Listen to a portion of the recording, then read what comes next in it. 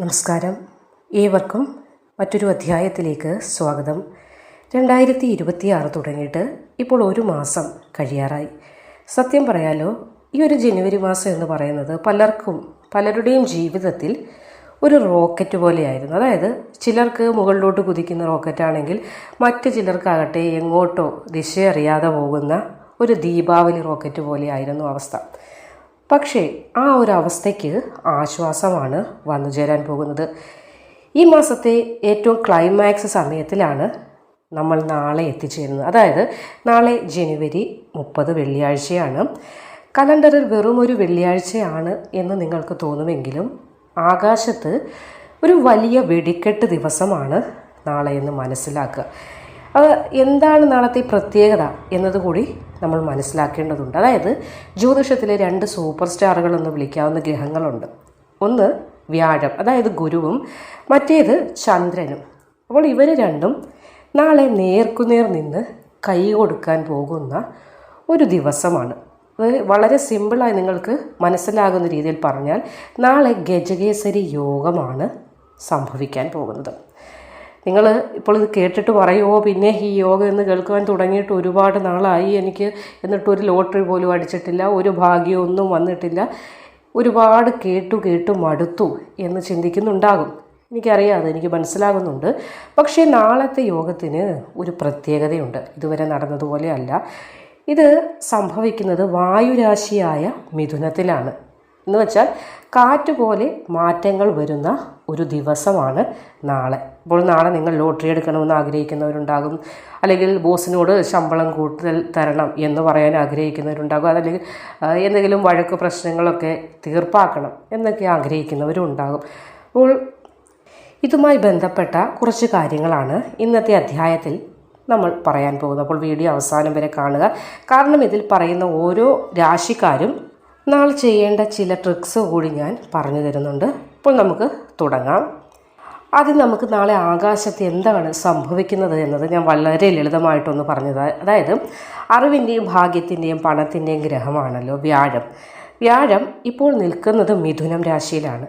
എന്നാൽ നമ്മുടെ മനസ്സിൻ്റെ കാരകത്വം വഹിക്കുന്ന ചന്ദ്രൻ, അതായത് നമ്മൾ പറയാറുണ്ട് മൂഡ് സ്വിങ്സ് ഒക്കെ ഉണ്ടാകാറുണ്ടെന്ന്. അപ്പോൾ അതിൻ്റെയൊക്കെ കാരണമായി മാറുന്ന ഗ്രഹം ഇത് ചന്ദ്രനാണ്.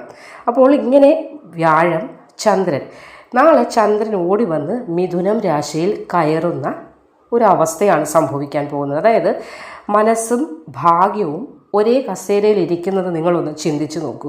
ആ ഒരു അവസ്ഥയാണ് നാളെ സംഭവിക്കാൻ പോകുന്നത്. ഇതിനെയാണ് നമ്മൾ ഋഷീശ്വരന്മാർ, പണ്ടുള്ള സന്യാസിവര്യന്മാരൊക്കെ ഗജകേസരി യോഗം എന്ന് വിളിച്ചിട്ടുള്ളത്. അതായത് ഗജം എന്നാൽ നമുക്കറിയാം ആന, കേസരി എന്നാൽ സിംഹം. ഒന്ന് ആലോചിച്ച് നോക്കി, ഒരു ആനയുടെ തലയെടുപ്പും അതേപോലെ സിംഹത്തിൻ്റെ ധൈര്യവും, ഇത് രണ്ടും ഒരേ ദിവസം നിങ്ങൾക്ക് ഒരേ സമയം തന്നെ കിട്ടുകയാണെങ്കിലുള്ള അവസ്ഥ. നാളെ പലർക്കും ഈ ഒരു അവസ്ഥയാണ് അനുഭവപ്പെടാൻ പോകുന്നത്. ഇതിനോടകം പറഞ്ഞ കാര്യങ്ങൾ നിങ്ങൾക്ക് വ്യക്തമായി കാണും എന്ന് വിശ്വസിക്കുന്നു.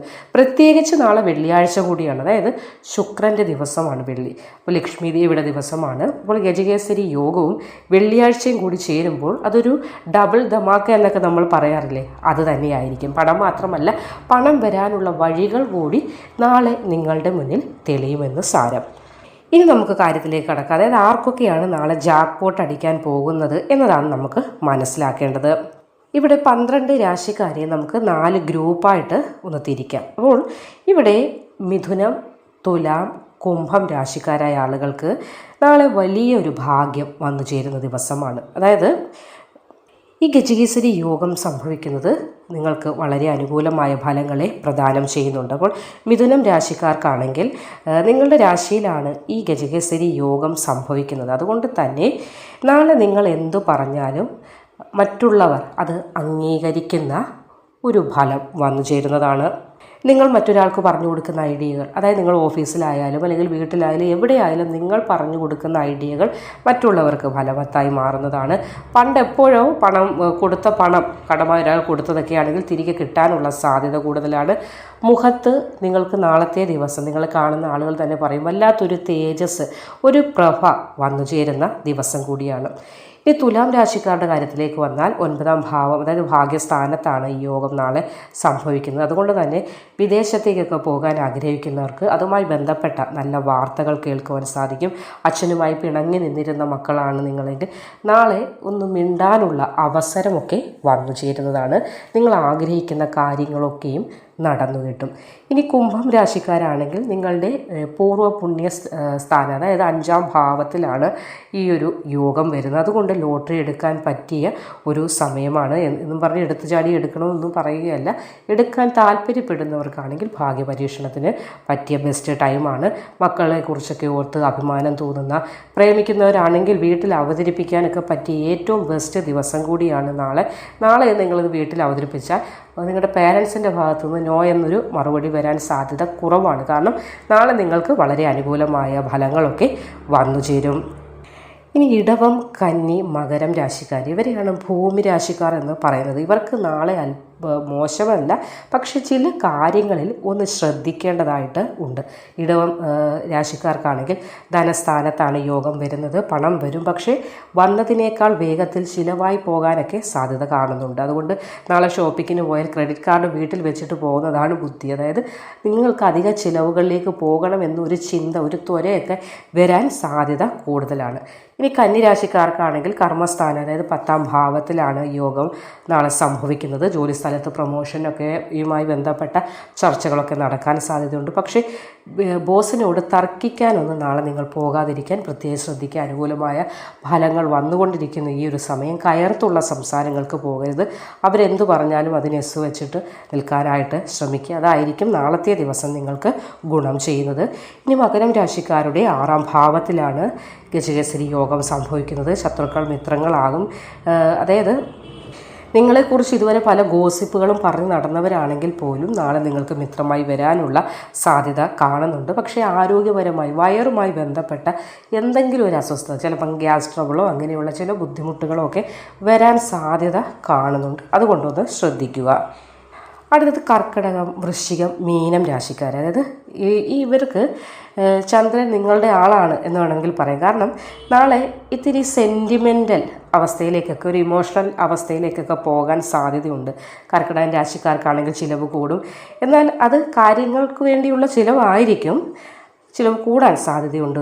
വീട് പണിയോ അതേപോലെ വാഹനമൊക്കെ വാങ്ങാൻ അഡ്വാൻസൊക്കെ കൊടുക്കാനും നാളെ ഒരു പറ്റിയ ദിവസമാണ്. മനസ്സിൽ വീട് പണിയുമായി ബന്ധപ്പെട്ട കാര്യങ്ങൾക്ക് അല്ലെങ്കിൽ ഒരു വാഹനം വാങ്ങണമെന്ന് ആഗ്രഹിക്കുന്നവർക്ക് നാളത്തെ ദിവസം അനുകൂലമായ ഫലമുണ്ടാകും.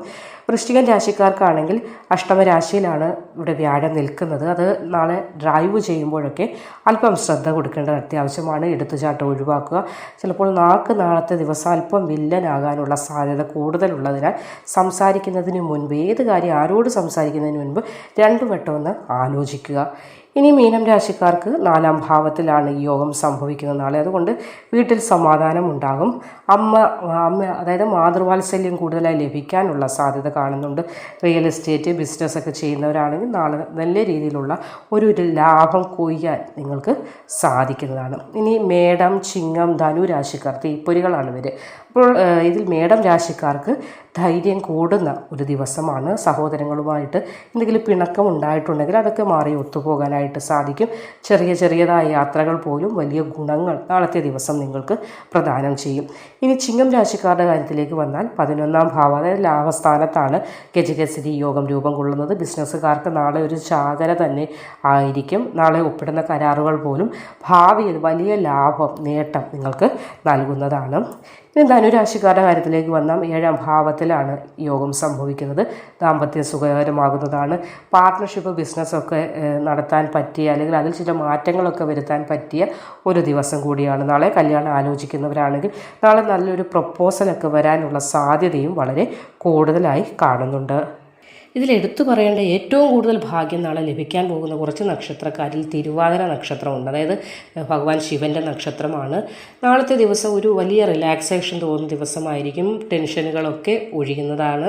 ഇനി സാമ്പത്തികം വലിയൊരു നേട്ടം കിട്ടുന്ന, കടങ്ങളൊക്കെ വീട്ടാൻ, ചെറിയ കടങ്ങളൊക്കെ പെട്ടെന്ന് വീട്ടിൽ തീർക്കാൻ കഴിയുന്ന ഒരു ദിവസമായിരിക്കും ചോതി നക്ഷത്രത്തിന്. അതേപോലെ ചതയം നക്ഷത്രക്കാർക്ക് നാളത്തെ ദിവസം ചില പുതിയ ഐഡിയകളൊക്കെ തലയിൽ ഉദിക്കുന്നത്, പ്രാവർത്തികമാക്കാൻ കഴിയുന്ന ഒരു ദിവസം കൂടിയാണ്. നാളെ പൂയം നക്ഷത്രക്കാരാരെങ്കിലും അടുത്ത് ഗുരുവായൂർ അമ്പലത്തിനടുത്ത് താമസിക്കുന്നവരാണെങ്കിൽ, അത് ദൂരെയുള്ളവർക്ക് പറ്റില്ല, ഗുരുവായൂർ ക്ഷേത്ര ദർശനം നടത്തുകയാണെങ്കിൽ നാളെ വളരെയധികം ഉത്തമമാണ്. മനസ്സിലൊരു ആഗ്രഹം വേഗം സാധിച്ചു കിട്ടുന്നതിന് ഫലം അനുകൂലമായി വരുന്ന ഒരു ദിവസം കൂടിയാണ്.